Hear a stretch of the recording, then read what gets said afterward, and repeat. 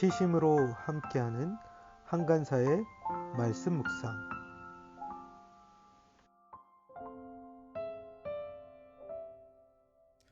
(2020년 6월 10일) 수요일 말씀 묵상을 시작하도록 하겠습니다. 오늘 본문은 잠언 13장 13절에서 25절 말씀입니다. 함께 같이 기도드리겠습니다. 나의 힘이신 주님, 내가 주님을 사랑합니다. 예수님의 이름으로 기도드립니다. 아멘.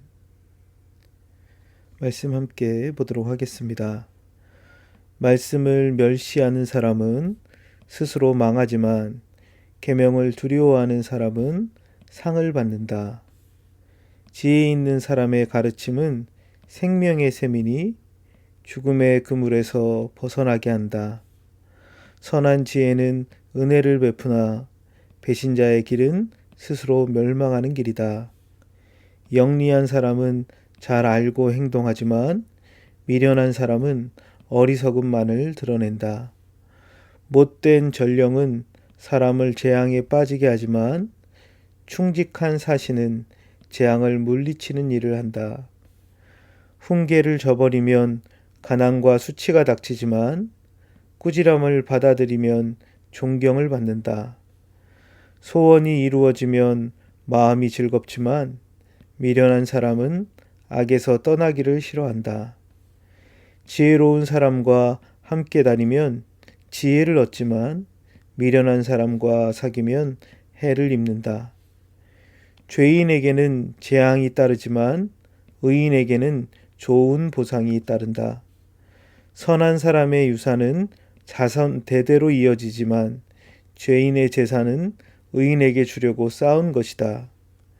가난한 사람이 경작한 밭에서는 많은 소출이 날 수도 있으나 부리가 판을 치면 그에게 돌아갈 몫이 없다. 매를 아끼는 것은 자식을 사랑하지 않는 것이다. 자식을 사랑하는 사람은 훈계를 게을리하지 않는다. 의인은 배불리 먹지만 악인은 배를 줄인다. 아멘.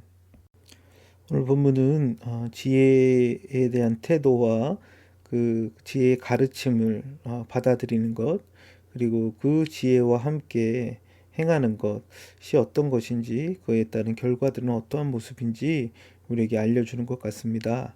그럼 우리 본문을 한번 같이 천천히 살펴보도록 하겠습니다.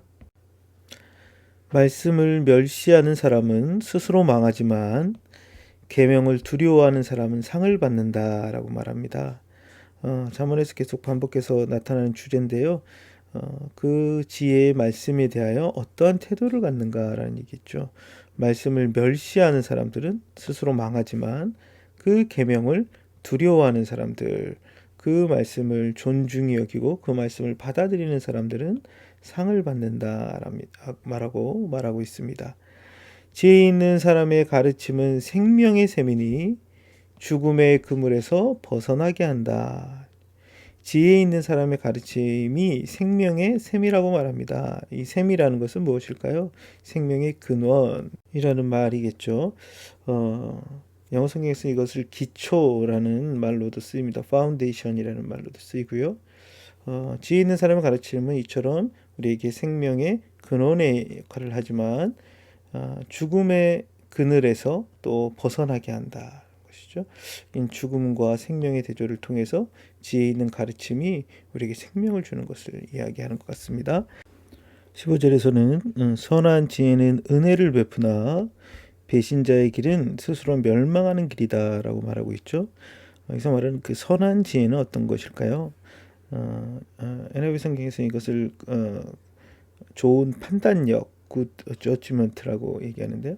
좋은 판단력을 갖고 있는 사람은 은혜를 베푸나, 그렇죠? 그 은혜를 얻는다는 의미겠죠. 선한 지혜, 좋은 판단력을 가지고 어떤 것을 선택할 때 그에게 은혜를 경험하게 되는 것입니다. 그런데 배신자의 길은, 그렇죠? 이 판단력이 부족한 것이죠. 선한 지혜가 없는 자의 길입니다. 그 길은 스스로 멸망하는 길로 간다는 것이죠. 16절에서 영리한 사람은 잘 알고 행동하지만 미련한 사람은 어리석음만을 드러낸다라고 말합니다. 어, 여기 보면 이제 영리한 사람이라고 나오는데요. 이게 좀 분별력이 있고 신중한 사람을 의미하는 것 같습니다. 그런 사람들은 잘 알고 행동한다. 이것은 지식을 따라 행동한다라고 말합니다. 근데 반면에 미련한 사람들 혹은 무지한 사람들은 그들의 어리석음만을 드러내고 나타난다는 거죠. 그들의 행동과 말을 통해서 그들의 우둔함이 드러날 수밖에 없다는 것입니다. 여기서는 그 영리한 사람과 미련한 사람, 그렇죠? 그 신중한 지식을 갖고 있는 사람과 무지한 사람의 대조를 통해서 지식을 따라 행동하는 사람과 자신의 어리석음만을 드러내는 사람의 대조를 보여주고 있습니다. 17절에서 못된 전령은 사람을 재앙에 빠지게 하지만 충직한 사신은 재앙을 물리치는 일을 한다 말씀하고 있죠. 못된 전령은 어떤 사람입니까? 네, 신실하지 못한 자기의 유익으로 어떤 그 왕의 명령을 가지고 갔지만 잘못된 행동들을 하는 전령입니다. 그런데 이런 사람들은 재앙에 빠지게 하지만, 그렇죠? NIV 성경에서 문제를 만들어내지만, 있죠? 못된 전령들은 문제를 만들어내지만 충직한 사신, 신실한 사신은 재앙을 물리치는 일을 한다. 어려움들을 해결하게 되는 일들을 하게 한다는 것이죠. 나라에 큰 문제가 있을 때 그것을 풀어낼 수 있는 사람이 누구냐? 충직한 사신이다라고 말하고 있습니다. 본문 이어서 이제 지혜를 따른다는 것이 어떤 것인지를 설명해 주고 있는데요. 훈계를 저버리면 가난과 수치가 닥치지만 꾸지람을 받아들이면 존경을 받는다 이야기하죠. 아까 13절에서도 이야기했던 것처럼 그 훈계에 대한 태도에 따라서 어때요?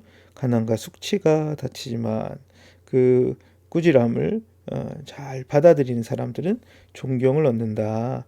그들의 가르침을 받아들이면서 그들이 성장하고 변화되어 자라가면서 많은 사람들로부터 존경을 얻게 된다는 의미겠죠.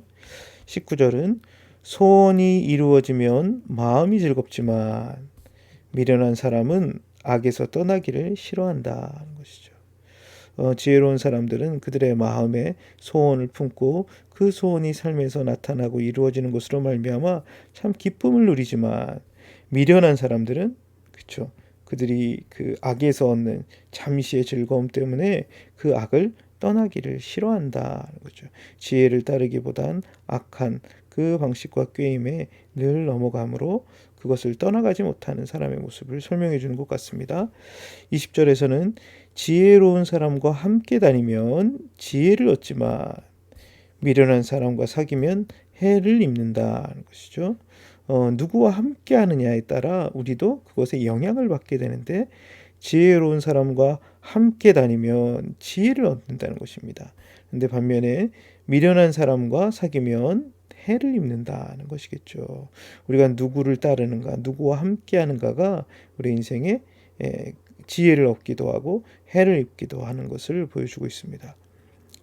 죄인에게는 재앙이 따르지만 의인에게는 좋은 보상이 따른다라고 말하죠. 죄인과 의인의 대조를 통해서 그들에게 죄인에게 닥치는 것은 무엇입니까? 재앙입니다.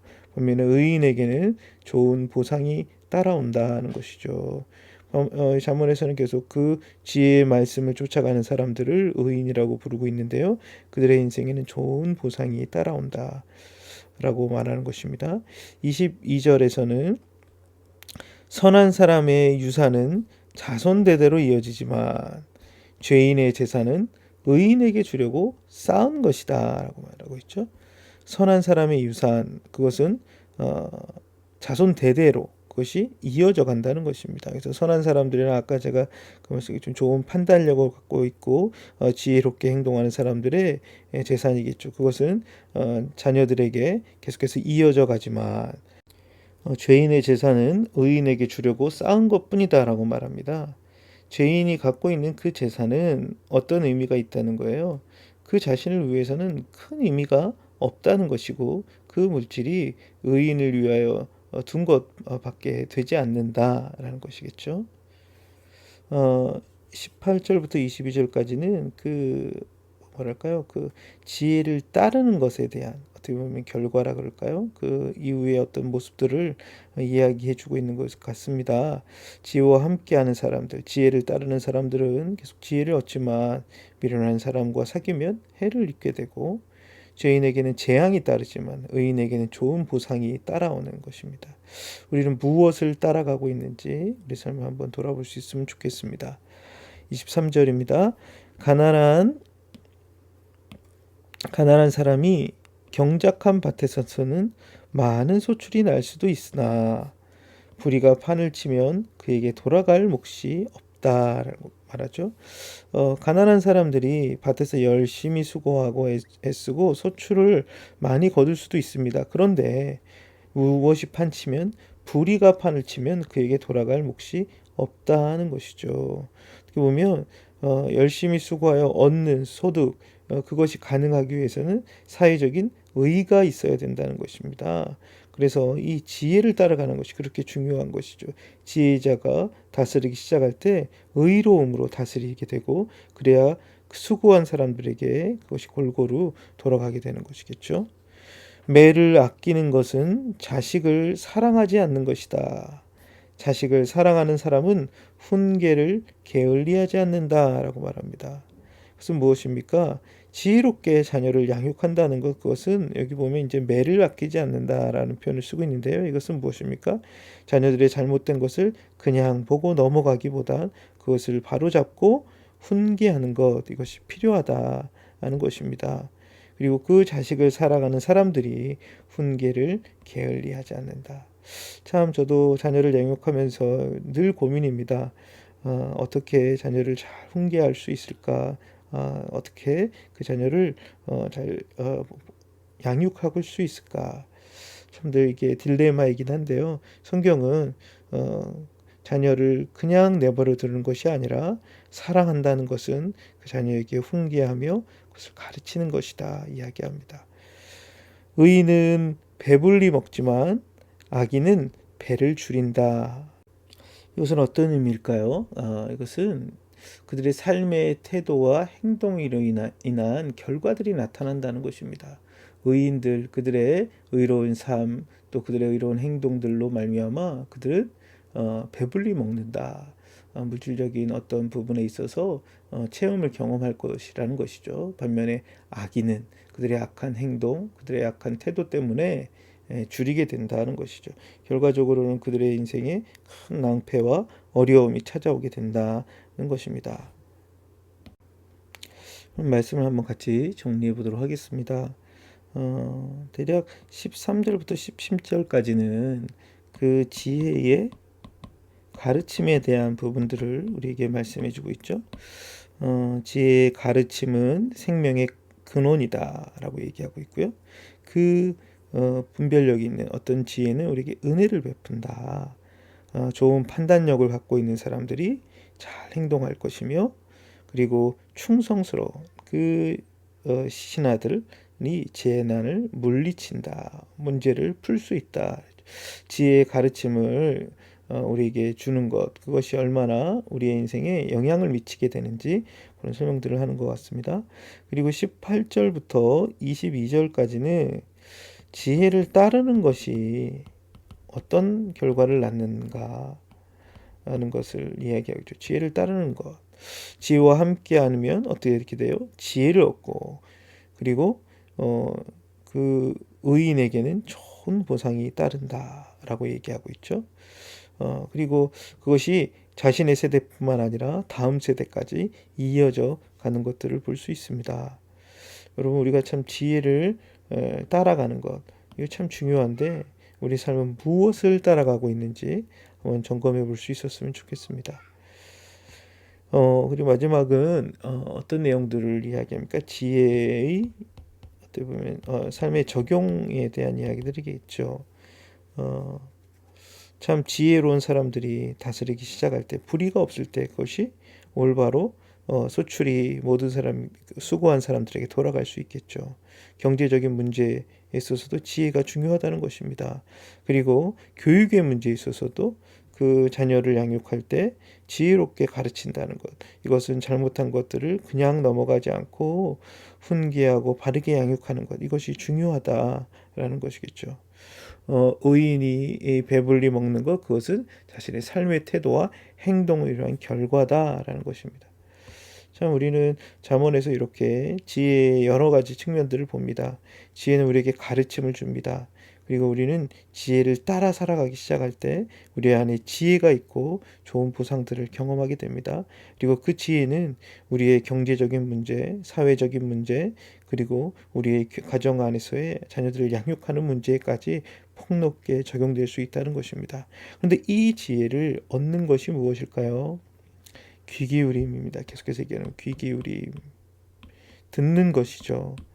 우리가 말씀을 듣고 주변에 지혜로운 사람들의 말을 잘 들기 시작할 때 지혜가 가르치는 것을 경험하고 지혜를 따라갈 수 있고 사회 전반적으로 지혜를 우리 삶에 적용하며 살아갈 수 있을 것입니다.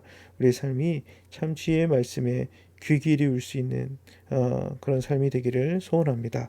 함께 같이 기도드리겠습니다.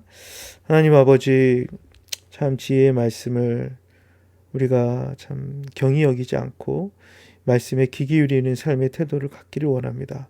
그래서 지혜의 가르침을 듣게 하여 주시고 지혜와 함께 지혜가 이끄는 길을 따라가며 우리 삶 속에 여러 경제적인 또 사회적인 또 우리 가정 안에서 지혜의 말씀을 적용하며 지혜가 베푸는 유익들을 누리는 삶이 될 수 있도록 은혜 베풀어 주옵소서. 예수 그리스도의 이름으로 기도드렸습니다. 아멘.